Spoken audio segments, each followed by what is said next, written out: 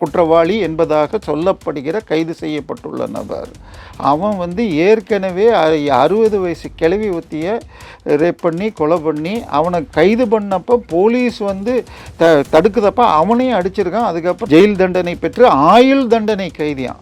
ஆயுள் தண்டனை கைதி உச்ச நீதிமன்றத்தில் போய் ஜாமீன் வாங்கிட்டு வந்திருக்காங்க சார். ஜாமீன் கிடைக்கிறதுங்கிறது எவ்வளவு கஷ்டம். சாதாரண பல நேரங்களில் வருகின்ற தகவல்கள் எவ்வளவு உண்மைன்னு தெரியாது. முதலில் வந்தது துண்டு துண்டாக வெட்டப்பட்டு அப்படின்னு வந்துச்சு. கல்கத்தா கேஸில் அந்த பெண்ணின் இதுக்குள்ளே 15 பேருடைய இது இருக்குன்னா அதுக்கப்புறம் தப்பான இதுன்னு சொல்லிட்டாங்க. ஸோ இன்னைக்கு வரைக்கும் கடைசியில் அதுலேயும் ஒரே ஒரு நபர்னு முடிக்கப்பட்டது. அது திருப்தி இல்லைன்னு வழக்கு நடந்துட்டு இருக்கு. இந்த விளாத்திக்குளம் மாணவியினுடைய அந்த உடலில் டிஎன்ஏ சிக்கக்கூடாதுன்னு ஏதோ ஒரு விஷயம் நடந்திருக்கதா கேள்விப்பட்டேன். அந்த ஸ்பெர்மும் அவனுடைய ஸ்பெர்மும் கருப்பு புடவை கட்டிக்கிட்டு நம்ம மெழுகுவர்த்தி ஏற்றிட்டு போனாங்களே எங்கேயோ இருக்கிறதுக்கு அவங்க இதில் வர்றதுக்கு கனிமொழி ஒரு ட்வீட் மாத்திரம் போட்டுட்டு போயிட்டாங்க. சரி, 500க்கு 495 மார்க்கு. நான் 408 வாங்கினதே பெருமைன்னு நினச்சேன். ஆனால் அந்த மாதிரி ஒரு கிராமத்துலேருந்து ஒரு பொண்ணு, அப்படி பிடிச்ச பொண்ணு வீட்டில் டாய்லெட் இல்லைன்னு சொல்லிட்டு பக்கத்தில் போயிருக்கு. அது கூட ஏதோ காட்டுக்குள்ளன்லாம் போடுறாங்க. எஃப்ஐஆரே போடக்கூடாதுன்னு எழுதப்படாத சட்டங்கள் திமுக ஆட்சியில் நடந்திருக்கு. இது எல்லாம் நேரடியாக முதலமைச்சர் கீழே வரும். ஸோ இந்த அளவுக்கு நடந்த பிறகு எம்பி போனப்போ அங்கே விரட்டினாங்கிறது வேறு விஷயம். பட் ஒரு மாணவி என்ன மாதிரி படிப்பு 500க்கு 495லாம் நினச்சி கூட பார்க்க முடியாது. அதனால சார் இந்த போலீஸ் குற்றம் செய்தவர்களை அதே வக்கீல் இன்னொரு பெண் குழந்தை கன்னியாகுமரியில் கடத்திட்டு போய் அதை கூட்டு பாலியல் பண்ணி வீடியோ எடுத்து சர்க்குலர் பண்ணுறாங்கன்னா அதுலேருந்து இன்றைக்கி வரைக்கும் காப்பாற்றலை. அந்த குழந்தைக்கு இன்னும் எந்த விதமான இதுவும் கொடுக்கல. சார் இந்த திமுக ஆட்சியை பொறுத்த வரைக்கும் கொஞ்சம் கூட கவலைப்படல. ஒன்று போலீஸை வச்சுக்கிட்டு கேஸை ரிஜிஸ்டர் பண்ணாமல் தள்ளி போடுறது. திமுக கொடி இருந்தாலோ அல்லது வேறு ஏதாவது விஷயம்னா வழக்கு முடிஞ்ச வரைக்கும் முடிக்கிறாங்க. ஸோ இதில் அந்த இந்த வழக்கை ஒரு இதுவாக எடுத்துக்கணும் சார். இது பொள்ளாச்சி என்ற ஒன்றை வைத்து கொண்டு போன தேர்தல் மாறிச்சு. இப்போ மதுராந்தகத்தில் ஒரு 14 வயசு குழந்தை அவனை அந்த குற்றம் செய்தவனை கூட்டிகிட்டு போனது திமுக கொடி போட்டக்காரன்னு பார்த்தா.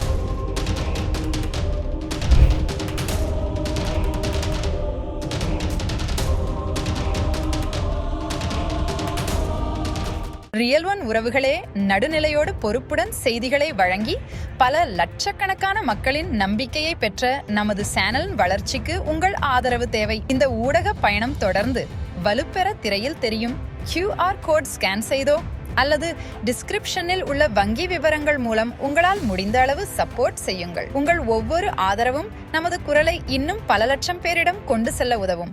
ரியல் ஒன் நேயர்களுக்கு வணக்கம். இன்று நம்மளுடைய நேர்காணலுக்கு அரசியல் விமர்சகரான திரு தேவப்பிரியா அவர்கள் இணைஞ்சிருக்காங்க. சார் வணக்கம். வணக்கம் சார். கடந்த 48 மணி நேரமாக கிட்டத்தட்ட 2 நாள் கிட்ட வருது, ஆனால் 2 நாள் கூட இல்லை, அந்த விளாத்திக்குளம் மாணவி என்னுடைய பாலியல் பலாத்காரம் தொடர்பாக இவர் தான் செஞ்சார் அப்படின்னு சொல்லிட்டு ஒருவர் அந்த காற்றாலைக்கு நடுவில் பைக்கில் போன ஒரு வீடியோ ரிலீஸ் ஆச்சு. அவருடைய புகைப்படம் கூட ரிலீஸ் ஆயிருக்கு. இப்போது இவர் சிக்கியிருக்காருன்னா அந்த பலாத்காரத்திற்கு பின்னணியில் இருக்கக்கூடிய காரணமும் கேஸும் இறுதி கட்டத்தை எட்டிருச்சு அப்படிங்கிற மாதிரி நம்ம எடுத்துக்கலாமா? இல்லை இது ராம்குமார், சுவாதி அந்த மாதிரி வேற ஒருத்தரை காட்டுவதற்காக பண்ண ஒரு விஷயமா? என்ன கதை? இல்லை, முதல்ல அந்த மாணவியை பற்றி படித்தா 10ஆவதுல 500க்கு 495 மார்க் வாங்கியிருக்கோம். அந்த மாணவி அனிதாக்கு இவ்வளோ பேசுனாங்களே, கருப்பு புடவை கட்டிக்கிட்டு நம்ம மெழுகுவர்த்தி ஏற்றிட்டு போனாங்களே எங்கேயோ இருக்கிறதுக்கு அவங்க இதில் வர்றதுக்கு கனிமொழி ஒரு ட்வீட் மாத்திரம் போட்டுட்டு போயிட்டாங்க. சரி, 500க்கு 495 மார்க்கு. நான் 408 வாங்கினதே பெருமைன்னு நினச்சேன். ஆனால் அந்த மாதிரி ஒரு கிராமத்துலேருந்து ஒரு பொண்ணு, அப்படி பிடிச்ச பொண்ணு வீட்டில் டாய்லெட் இல்லைன்னு சொல்லிட்டு பக்கத்தில் போயிருக்கு. அது கூட ஏதோ காட்டுக்குள்ளன்லாம் போடுறாங்க. அது வீட்டு பக்கத்தில் ஏதோ பெருமாள் கோயில் இருக்குது, அதுலேருந்து கருவ காடு அப்படிங்கிற மாதிரி. சார், நான் 10 மரம் சேர்ந்து ஒரு தோப்பு சார், அதுக்கு மேலே ஒரு பெரிய காடெல்லாம் இல்லை. ஆனால் அவன் அந்த நீங்கள் சொல்கிற அந்த இப்பொழுது குற்றவாளி என்பதாக சொல்லப்படுகிற கைது செய்யப்பட்டுள்ள நபர் அவன் ஏற்கனவே 60 வயசு கிழவி ஒத்திய ரேப் பண்ணி கொலை பண்ணி அவனை கைது பண்ணப்போ போலீஸ் தடுக்குதப்ப அவனையும் அடிச்சிருக்கான். அதுக்கப்புறம் அவன் ஜெயில் தண்டனை பெற்று ஆயுள் ஆயுள் தண்டனை கைதியாம். ஆயுள் தண்டனை கைதி உச்ச நீதிமன்றத்தில் போய் ஜாமீன் வாங்கிட்டு வந்திருக்காங்க சார். ஜாமீன் கிடைக்கிறதுங்கிறது எவ்வளவு கஷ்டம். சாதாரண அக்யூஸ்டாக இருக்கிற ஸ்டேஜில், நான் சொல்கிறது ட்வீட்டு போட்டதுக்கு ஃபேஸ்புக்கில் போட்ட போஸ்ட்டுக்காக கைது பண்ணிட்டு கிட்டத்தட்ட எத்தனை மாதங்கள் இவராக இருக்கட்டும், பல பேர் இருந்திருக்காங்க. நம்ம கிட்டத்தட்ட குண்டர் சட்டமெல்லாம் போட்டு இப்போ தான் ஏர்போர்ட் மூர்த்தி வெளியில் வந்திருக்காரு. ஆனால் இவன் கொலை, கற்பழிப்பு எல்லாமே செஞ்ச ஒருத்தன் இவன் வந்து எப்படி உச்ச நீதிமன்றத்துக்கு போகிறான் சார்? எனக்கு பொதுநல வழக்கு என்னுடைய நண்பர்கள் கோர்ட்டில் கொண்டு போகணுன்னா வக்கீல அவங்க சாதாரணமாக வாங்குகிற ஃபீஸுகளை விட வெறும் 1 லட்ச ரூபா வாங்குறவர் ஒரு நாளைக்கு வெறும் 10,000 ரூபாய்க்கு வரேன்னு சொன்னால் கூட அந்த வழக்கை ஹைகோர்ட்டில் எனக்கு கொண்டு வரதுக்கு குறைஞ்சபட்சம் 2 லட்ச ரூபா ஆகுது. சுப்ரீம் கோர்ட்னா 5லேருந்து 10 லட்ச ரூபா ஆகும். இவன் உச்ச நீதிமன்றம் போய் ஜாமீன் வாங்குறதுனா ஜாமீனை எதிர்க்க வேண்டியது தமிழக போலீஸோட வேலை. ஸோ எப்படி ஒரு ரிப்பீட்டட் ஹிஸ்ட்ரி ஷீட் அஃபண்டர், இந்த ஹிஸ்ட்ரி ஷீட்னா வரலாற்று குற்றவாளின்னு இது நம்ம தமிழ் வார்த்தைகள், அப்படி தொடர் குற்றவாளியை அதுவும் என்ன எட்டயபுரம் போலீஸ் ஸ்டேஷனில் கையெழுத்து போட பைக்கில் வந்தாராம். எங்கேருந்து தான் இவங்களுக்கு காசு கிடைக்குதுன்னா? உங்கள் பிசினஸ் இன்னும் அதிக மக்களை சென்றடைய வேண்டுமா? இன்றைய டிஜிட்டல் உலகில் சரியான ப்ரமோஷன் தான் வெற்றியின் முதல் படி. தமிழகம் முழுவதும் பல லட்சக்கணக்கான பார்வையாளர்களை தினமும் சென்றடையும் ரியல் ஒன் யூடியூப் சேனல்களில் உங்கள் பிசினஸ் இனி எல்லோரும் அறியட்டும். குறைந்த செலவில் அதிக ரீச். உங்கள் பிராண்டுக்கு நம்பிக்கையும் வளர்ச்சியும் சேர்க்க இன்றே எங்களை தொடர்பு கொள்ளுங்கள். 9280087164. பைக்குங்கிறது இன்னைக்கு அவ்வளோ காஸ்ட்லிங்களா சார்? குறைஞ்சபட்சம் செகண்ட் ஹேண்ட் பைக்கு இன்னைக்கு 30,000 ரூபாய்க்கு கீழே கிடையாது. சரியா? இப்போ ஜெயிலில் இருக்கிறவனுக்கு என்ன சம்பளம் வந்துடும்? எப்படி முடியும்? எப்படி சுப்ரீம் கோர்ட்டு போனால் இவன் ஒருத்தன் தான் இன்வால்வ்டா? சத்தம் போட்டிருந்தா பக்கத்தில் கேட்டிருக்காதா? ஒன்றுக்கும் மேற்பட்டவர்கள் இருக்கிறார்களா? அடுத்தது இன்னொரு சந்தேகமும் எழுப்புறார்கள். இப்போ அந்த பெண்ணிற்கு உடற்கூறு ஆய்வு சில நாட்கள் கழித்து தான் இப்போ நடந்திருக்கு. அந்த கம்ப்ளைண்ட் கொடுக்க போன உடனேயே இது இங்கே வராது, அந்த ஸ்டேஷனுக்கு போ, விளாத்திக்குளத்துலேருந்து குளத்தூருக்கு அனுப்பிச்சு, குளத்தூரில் கேட்டால் ஒரு இது அவன் யார் கூடயாவது ஓடி போயிருக்கும் அப்படின்லாம் பேசி பல காலம் மணி நேரங்கள் இழுத்து கடைசியில் இந்த உடல் கண்டுபிடிச்சப்புறம் தான் திருப்பி போலீஸ் இந்த கேஸை எடுத்திருக்கு. ஸோ எந்த அளவுக்கு, இன்னும் சொல்ல போனால் தமிழ்நாட்டில் கூட ஒரு வழக்கு நடக்க வேண்டாம், குற்றம் நடந்திருக்கு காணும்னு சொல்லி நீங்கள் கொடுத்தா 0 எஃப்ஐஆர்னு இப்போ பிஎன்எஸ்ல இருக்குது. ஸோ தெலுங்கானாவில் நடந்தால் கூட நீங்கள் 0 எஃப்ஐஆர் இங்கே போடலாம். ஆனால் எஃப்ஐஆர் கணக்கில் போட்டால் இவங்க லிஸ்ட்டில் வந்துடும். இது கண்டுபிடிக்காத கேஸ்கள், இந்த கேஸ்கள்னு எஃப்ஐஆரே போடக்கூடாதுன்னு எழுதப்படாத சட்டங்கள் திமுக ஆட்சியில் நடந்திருக்கு. இது எல்லாம் நேரடியாக முதலமைச்சர் கீழே வருது. ஸோ இந்த அளவுக்கு நடந்த பிறகு எம்பி போனப்போ அங்கே விரட்டினாங்கிறது வேறு விஷயம். பட் ஒரு மாணவி என்ன மாதிரி படிப்பு 500க்கு 495லாம் நினச்சி கூட பார்க்க முடியாது. அப்படி படிக்கிற ஒரு பெண் குழந்தைய ஒருத்தன் இப்படி பண்ணியிருக்கான்னா அவனுக்கு போதையா, இதுவா, கஞ்சாவா, இல்லை திமுகவுடைய ஸ்பெஷல் அந்த மெத்தா, சூடோஃபெட்ரினான்னு தெரியாது. இதெல்லாம் இந்த அளவுக்கு எளிதாக கிடைக்கிதுன்னா என்ன காரணங்கள்? இன்னும் நேற்றுக்கு அவன் உடம்பு சரியில்லைன்னு வேற ஹாஸ்பிட்டலுக்கு கூட்டிகிட்டு போட்டாங்கன்னு ஒரு ஃப்ளையர் பார்த்தேன். நான் ரொம்ப டீட்டெயிலாக பார்க்க. ஸோ இங்கே என்ன நடக்குது? சாதாரண ஏதாவது ஒரு குற்றத்துக்கு கைது பண்ணால் உடனே விசாரணை போது வழுக்கி விழுந்தான் அப்படின்னு ஃப்ராக்சர் கூட்டிகிட்டு போகிறீங்க. அதே இதில் அண்ணா பல்கலைக்கழகத்தில் அப்பாவு சாருடைய அன்பு தம்பி ஞானசேகரன் அவர்களை கொண்டு போனப்போ அவரும் வழுக்கி விழுந்தார். ஆனால் எங்கே 10 நாளைக்கு ஸ்டான்லி ஹாஸ்பிட்டலில் ராஜ மரியாதையோடு இருந்தான். ஸோ இங்கே திமுக இதில் தண்டனை வாங்கி தருவதுக்கு எத்தனை நாள் எடுக்கும்? ஏன்னா அண்ணா பல்கலைக்கழக குற்றவாளியை பிடிச்சிட்டாங்கல்ல, இல்லை குற்றவாளியா அவனுக்கு மற்ற சாட்சிகள் பார்த்துருக்கா? ஏன்னா அண்ணா பல்கலைக்கழகத்தில் தண்டனை வாங்கி கொடுத்துட்டீங்க சார். ஆனால் அண்ணாமலை என்ன சொன்னார்? இவன் அன்னைக்கு வெளியில் வந்து முதல் ஃபோனு ஒரு போலீஸ் அதிகாரிக்கு பண்ணியிருக்கான். அதுக்கு அடுத்ததாக இவருக்கு பண்ணியிருக்கான். அதுக்கு பேர் திமுகவின் கோட்டூர்புரம் தலைவர் இது சண்முகம்ங்கிறவருக்கு. அந்த கோட்டூர் சண்முகம் 14 கால் அடுத்த 4 நாளில் அங்கே இப்போ அண்ணா பல்கலைக்கழகத்தில் ஒரு முக்கிய பொறுப்பில் இருந்தவர்கிட்ட பேசினார்னு வருது. ஸோ யார் அந்த சாருங்கிறது மறைக்காமல் போகுது. இதில் வேறு சார்கள் இருக்காங்க. ஒரு ஆளால் என்ன குழந்தையாக இருந்தால் கூட அவ்வளவு எளிதாக தப்ப முடியாமல் போயிருக்குமா? ஏன்னா இது ஒரு சம்பவமாக, நீங்கள் இது ஒரு சம்பவம் இல்லை, மதுராந்தகமாக இருக்கட்டும், 7 வயசு பொண்ணாக இருக்கட்டும், 2 வயசு பொண்ணாக, அந்த 2 வயசு பொண்ணை குழந்தைய பண்ணவன் பேர் கலைஞர்னு வேறு பேர் வச்சுருக்கான்னு சொல்கிறாங்க. ஸோ இதுக்கு நான் என்ன சொல்கிறது? இதுக்கு கலைஞர்னா என்னன்னு திருச்சி வேலுச்சாமி ஏதோ ஒரு கருணாநிதியுடைய வசனத்தை வச்சே சொன்னார். கொலை செய்வதும் கற்பழிப்பும் தான் கலைஞனின் தொழில், அதனால் நான் கலைஞன்னு ஒரு வில்லன் பேசியதாக கருணாநிதியுடைய வசனமே இருக்கிறதுன்னு வேலுச்சாமி காட்டுறார். இல்லை இது சீரியஸ். இதுக்கு அந்த பக்கம் போனேன்னா சார் எந்த தைரியம் சார் வருது? ஓகே சார், இது என்ன தைரியம் வருது? பின்னாடி இருக்கக்கூடிய போதை, லா அண்ட் ஆர்டர், இதை பற்றி நம்ம வந்து நிறைய விமர்சனம் பண்ணுறோம், இப்பயும் விமர்சனம் பண்ணிட்டு தான் இருக்கோம். இந்த சம்பவத்துக்குள்ளே போய் நம்ம பார்க்குறப்போ இந்த பாலியல் பலாத்காரத்துக்கு பின்னணியில் இருக்கக்கூடிய காரணம் என்ன? இவர் தான் உண்மையான குற்றவாளி இல்ல? அது அந்த மாணவி என்ன மாதிரி மரணிக்கப்பட்டார், என்ன மாதிரியான கொடூரங்களை அனுபவித்து? இல்லை, நமக்கு இது எல்லாமே போலீஸ் தரப்பு வெளியில் சொல்லாமல் நம்ம எதுவும் சொல்ல முடியாது. ஏன்னா பல நேரங்களில் வருகின்ற தகவல்கள் எவ்வளவு உண்மைன்னு தெரியாது. முதலில் வந்தது துண்டு துண்டாக வெட்டப்பட்டு அப்படின்னு வந்துச்சு. இப்போ அந்த இதில் நீங்கள் இதில் பார்த்தீங்கன்னா அதுக்கு கல்கத்தா கேஸில் அந்த பெண்ணின் இதுக்குள்ளே 15 பேருடைய இது இருக்குன்னா அதுக்கப்புறம் தப்பான இதுன்னு சொல்லிட்டாங்க. ஸோ இன்னைக்கு வரைக்கும் கடைசியில் அதுலேயும் ஒரே ஒரு நபர்னு முடிக்கப்பட்டது. அது திருப்தி இல்லைன்னு வழக்கு நடந்துட்டுருக்கு.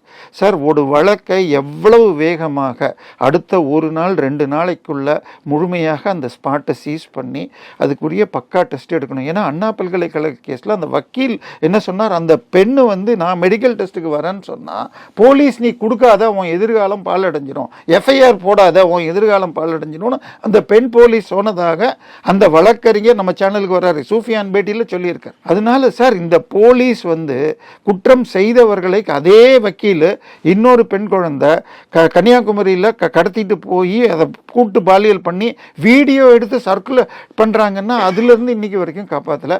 அந்த குழந்தைக்கு இன்னும் எந்த விதமான இதுவும் கொடுக்கல. சார், இந்த திமுக ஆட்சியை பொறுத்த வரைக்கும் கொஞ்சம் கூட கவலைப்படல. ஒன்று போலீஸை வச்சுக்கிட்டு கேஸை ரிஜிஸ்டர் பண்ணாமல் தள்ளி போடுறது. ஸோ நம்பர் ஆஃப் கேஸ் கம்மின்னு அதுவும் பொய்ன்னு சொல்லி அண்ணாமலை எடுத்து இந்த டேட்டாவை எடுத்து கொடுத்துட்டாருப்பா. அந்த ஆட்சியில் 498, இதில் 497ன்னு இந்த மாதிரி குறைச்சி காட்டுறாங்க. பட் ஆக்சுவல் டேட்டா ஜாஸ்தி. கடந்த 2 வருட டேட்டாவை கொடுக்கலன்னு சார். குறைச்சி காட்டுறதில்ல. ஒரு குழந்தை உங்கள் வீட்டில் யாருக்காவது அதுனா நம்மளால் தாங்க முடியுமா? ஒரு குழந்தைக்கு இப்படி ஆச்சுன்னு சார். 500க்கு 495 வாங்கின குழந்தை சார். அதுக்கு என்ன சார் பண்ணியிருக்கீங்க? இந்த 10 நாள் கழித்து அவனை அரெஸ்ட் பண்ணுறதோ, அவன் அரெஸ்ட் பண்ணதே அவன் ரைட்டா இல்லையான்னு யாருக்கு தெரியும்? கோயம்புத்தூரில் ஏதோ போகிற பஸ் ஸ்டாண்டுக்கிட்ட ஏதோ ஆச்சுன்னாங்க. கடைசியில் அந்த கேஸே ஒன்றுமே இல்லாமல் முடிச்சிட்டாங்க. அதே மாதிரி ஈசிஆர் கார் சேஸு திமுக கொடி கட்ட காரில் போனாங்கன்னாங்க. அதுக்கப்புறம் அந்த வழக்கு முடிக்கப்பட்டது. திமுக கொடி இருந்தாலோ அல்லது வேறு ஏதாவது விஷயம்னா வழக்கு முடிஞ்ச வரைக்கும் முடிக்கிறாங்க. ஸோ இதில் அந்த பெண் இந்த வழக்கை ஒரு இதுவாக எடுத்துக்கணும் சார். இது வந்து பொள்ளாச்சி என்ற ஒன்றை வைத்து கொண்டு போன தேர்தல் மாறிச்சு. இப்போ மதுராந்தகத்தில் ஒரு 14 வயசு குழந்தை, அவனை அந்த குற்றம் செய்தவனை கூட்டிகிட்டு போனது திமுக கொடி போட்ட காரணம் பார்த்தோம். சார், இதெல்லாம் என்ன இருக்குன்னு எனக்கு புரியல. சரி, தமிழ்நாட்டில் பெண்களுக்கு பாதுகாப்பு இருக்கிறதா? ஏன்னா திமுக காரன் இது தெய்வ செயல்னு ஒருத்தன் பேர், அவன் பண்ணது திராவிட செயல். அவன் பேரில் அந்த அவனுடைய 2வது மனைவின்னு சொன்ன அவன் கொடுத்த கம்ப்ளைண்ட்டை போலீஸ் எஃப்ஐஆர் போடுறதுக்கு முன்னாடி எக்ஸ்தலத்தில் திமுக ஐடி விங்லேருந்து யூத் விங்லேருந்து அப்டேட் பண்ணுறாங்க. ஸோ திமுக காரன் தப்பு பண்ணால் அந்த வழக்கு முடியாது சார். இன்றைக்கி வரைக்கும் அந்த ஐனாவரம் பெண்ணுக்கு கேஸ் என்ன, சின்ன குழந்தை கேஸ் என்னாச்சு? கருணாநிதி பல்லாவரம் எம்எல்ஏ கருணாநிதி மகன் வீட்டில் நடந்த வழக்கு. அதெல்லாம் எப்போ சார் முடிப்பீங்க? இன்னும் நான் சொன்னால் கிருஷ்ணகிரின்னு சொன்னால் இது எத்தனை முறை நான் சொல்கிறேன்னு வரும். திருச்சி அந்த பிஷப் ஹைமன் பள்ளியுடைய ஹாஸ்டலில் 5ஆம் வகுப்புக்கு கீழான ஹாஸ்டலில் 50 குழந்தைங்கள ஒரு டாக்டர் லால்குடியில் அன்பில் மகேஷ் பொய்யாமொழி உடைய சொந்த ஊரில் சேர்ந்த டாக்டர், கவர்மெண்ட் டாக்டர், இது வரைக்கும் அந்த வழக்கம் சார். ஒரு வழக்கை 45 நாளில் பிஎன்எஸ்ல முடிக்கிறதுக்கு வாய்ப்புகள் இருக்கு. ஆனால் எத்தனை கேஸை முடிச்சிருக்கீங்க? இந்த விளாத்திக்குளம் மாணவியினுடைய அந்த உடலில் டிஎன்ஏ சிக்கக்கூடாதுன்னு ஏதோ ஒரு விஷயம் நடந்திருக்கதா கேள்விப்பட்டேன். இல்லை, டிலே ஆக ஆக அந்த ஸ்பெர்மும் அவனுடைய ஸ்பெர்மும் மேட்ச் ஆகணும். அது தவிர ஒன்றுக்கும் மேற்பட்டவர்கள் இருக்கான்னு செக் பண்ணணும். இதெல்லாம் அது காஞ்சி போச்சுன்னா எடுக்க முடியுமா? முடியும் தான் நான் நம்புகிறேன். சயின்ஸை பொறுத்த வரைக்கும் கிட்டத்தட்ட 48லேருந்து 72 மணி நேரம் இல்லை அதிகமாக இருந்தால் நிச்சயமாக அது கண்டுபிடிக்கப்படலாம்.